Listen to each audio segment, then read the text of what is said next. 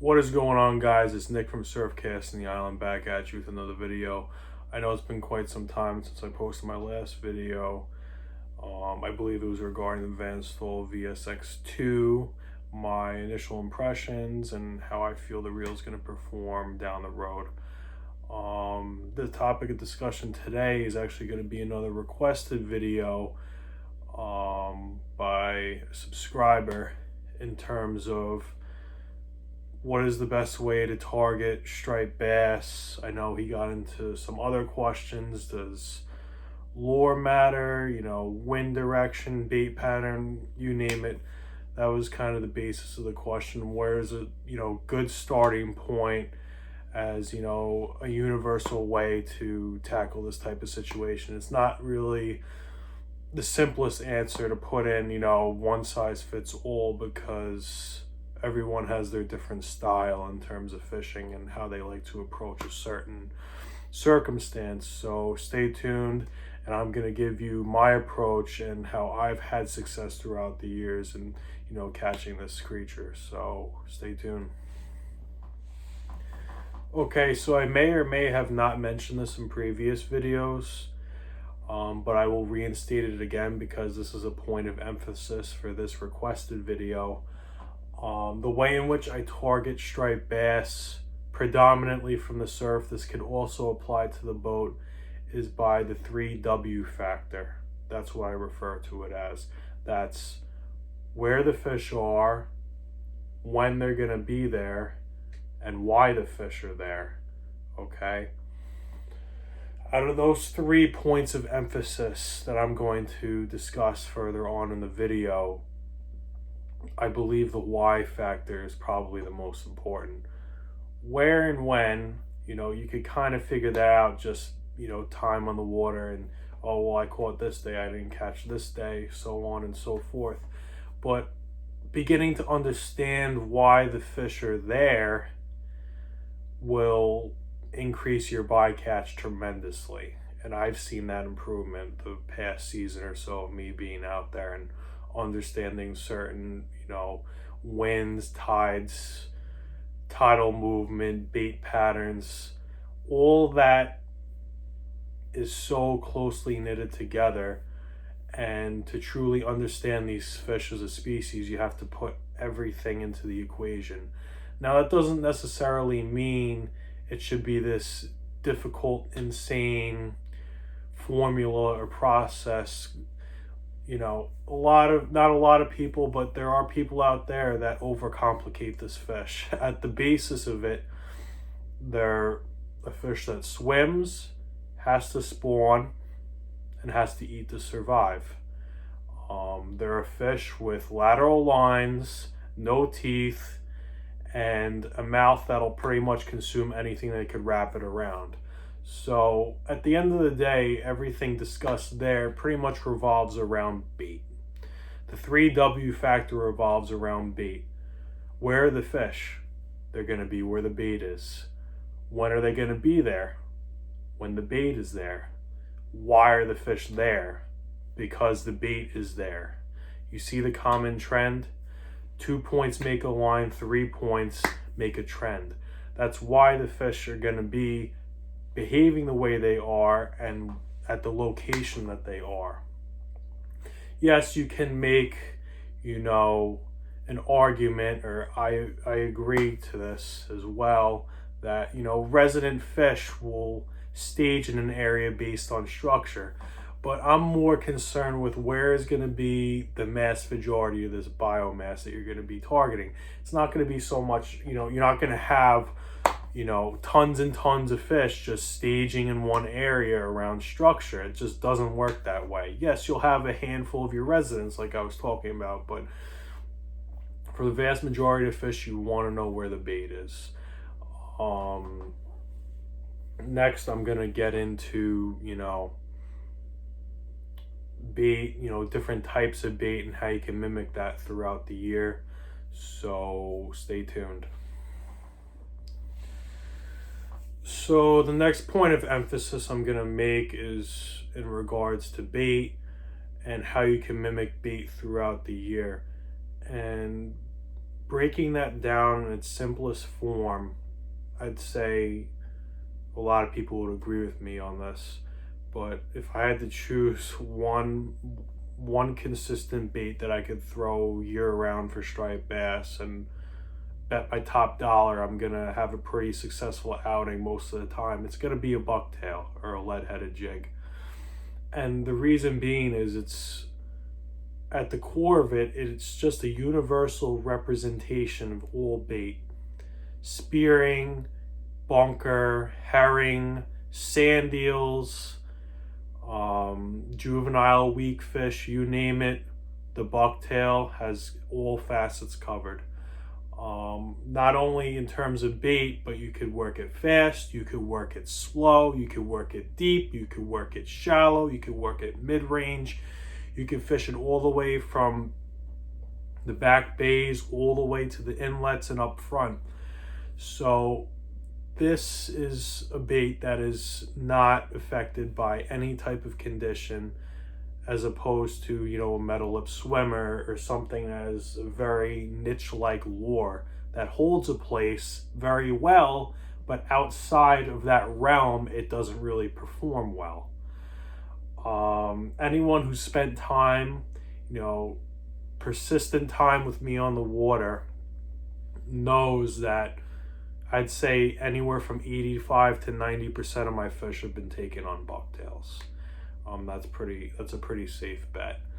So if I was going to recommend, especially to this person requesting me to make this video, a bucktail's a pretty solid start to where you should be, putting emphasis on a bait. If you could really learn how to fish that bait, you'll be in pretty good shape. Because it's caught, schoolies. I've caught teen size and up. I've caught fish to 20 pounds on bucktails, 20, around that realm. But yeah, you could work it deep and shallow, and hair density is a very, very big factor.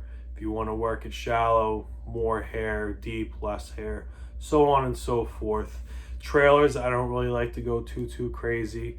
I just keep it to the white fat cow. I believe it's the 4.5-inch fork tail, and it does it perfect. It holds up against those toothy bluefish and the bass.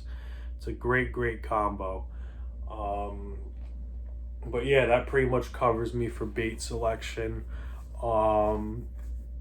If I was gonna change it up and use anything else, I think the only other things I really use in my bag in my direct area is pretty much, other than bucktails, I'd say swimming plugs. That falls under the umbrella of SP minnows, mag daughters. I'm not going to get into anything crazy. So swimming plugs, pencil poppers like cotton cordell, so on, talking poppers.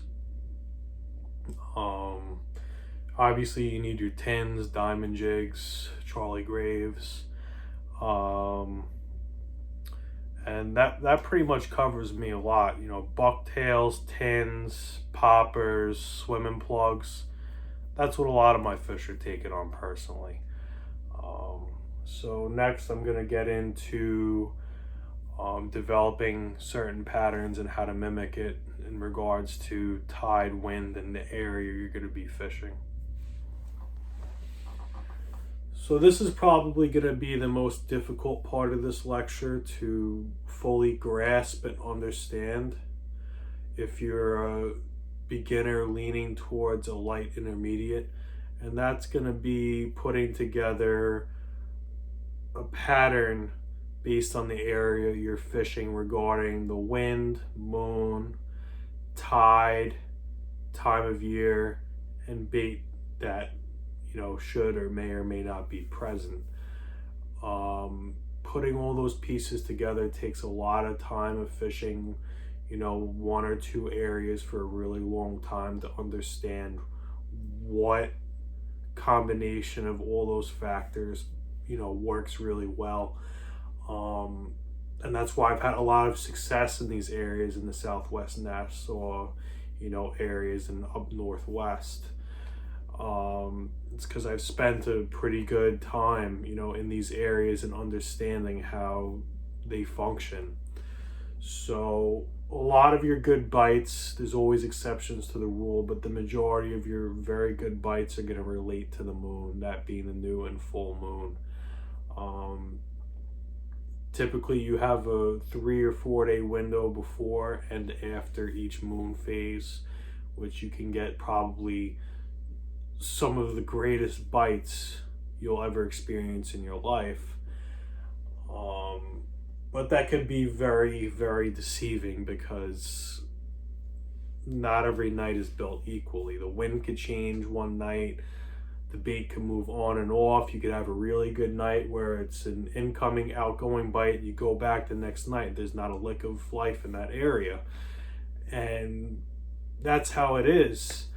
And I found a good starting point, especially if you're going to be fishing the back bays.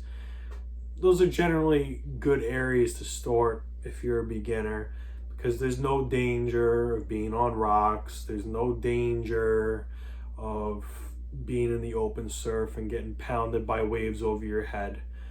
But I'd say my most consistent bite now usually comes in between the moons in the back bays. And the reason being is the current's not as strong. The rise, the vertical rise and fall of the water doesn't really change that much, so it gives the fish more time to stay in a certain area. And this is something I learned relatively recently. I'd say in the past season and a half, I began to understand that. Now, if you're fishing a moon phase, like a new and full moon, that tide change is very volatile, okay? That tide could rise and drop 6 feet, no problem. No problem at all. Sometimes more in certain areas.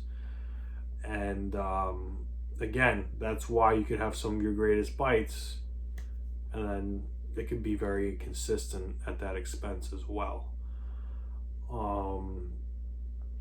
So now taking the open beach, for example, the polar opposite of the back bays, say, that is probably, I've discussed it, that it's the least most advantageous place to target striped bass. There's no conventional reason as to why the fish there are there unless the bait's there. If there's no bait on an open beach setting, chances are there's not going to be as many, I'm not going to say no fish, but there's not going to be as many fish for the pickings amongst many anglers that may be fishing this spot. Yes, structure will help to hold a couple fish, but by no means are those fish going to be resident. Your resident fish are going to hold more to the back bays and whatnot. So say you have a good bite, right? You're fishing, let's say it's the new moon of October, 2 or 3 days before the moon. You got a southwest wind and you figure out, okay, the tide, the past couple of nights we've been catching them good. The bite's been good. It's been a southwest sustained 10 to 15 knots. Halfway through the incoming, that's where the bite is. Okay, you go back the third night. The wind changes northwest. You don't get a single bite. Well, why is that? They don't like that wind in that particular area. And there are certain guys that have spoken about this. Just that wind change alone, wind factor, that changes wave action, that changes the salinity of the water, that could push the bait off, so on and so forth. So wind could also affect different baits for different reasons. So say you're fishing, again, let's use the open beach as an example.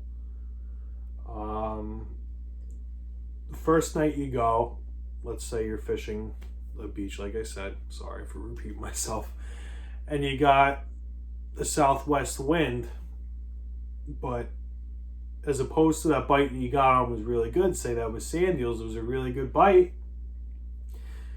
if there's bunker around and you got a heavy south, chances are there's not going to be that many bunker in that area. Not as many as you'd want. But if it's a really, really heavy south and you go back the next day and it's a light to moderate northerly breeze, there's going to be a pretty good chance there's going to be bunker on that beach. Well, why is that? This is where the why factor comes back into play in understanding bait behavior as well as patterns. Bunker feed going into the wind. So what did that south wind do all day the day before? That was pushing all the algae, all the plankton, everything that those filter feeders eat. Okay, so that northerly wind the following day is going to bring those fish in tight to the beach. You see where I'm going with this? So it's not even so much about, oh, I got this wind and tide, let's go fish it. You have to also have an understanding of what type of bait is in your area, because the bait react to those conditions as well as the game fish do.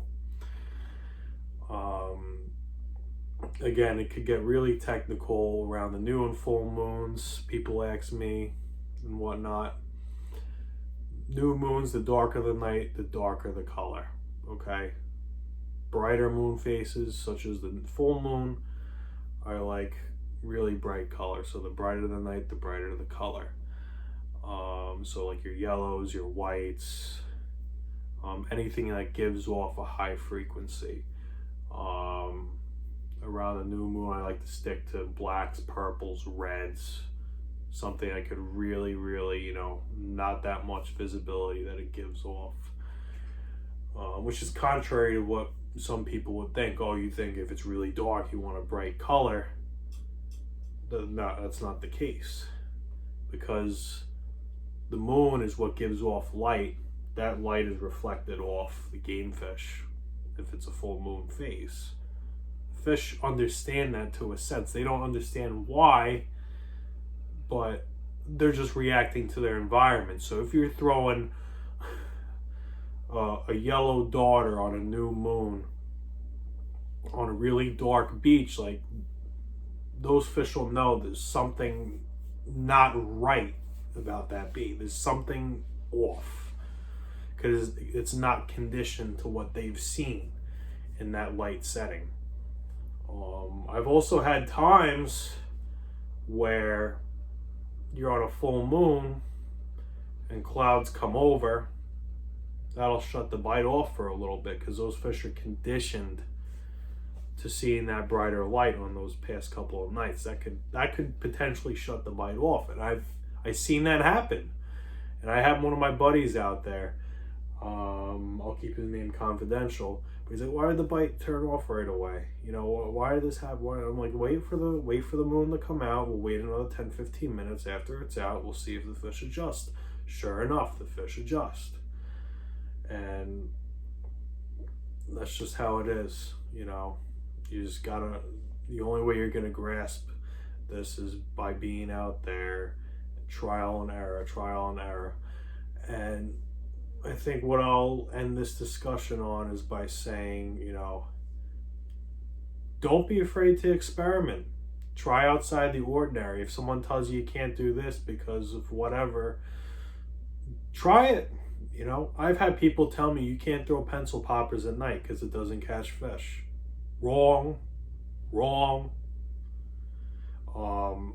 I've had some nights where those have been some of my best nights.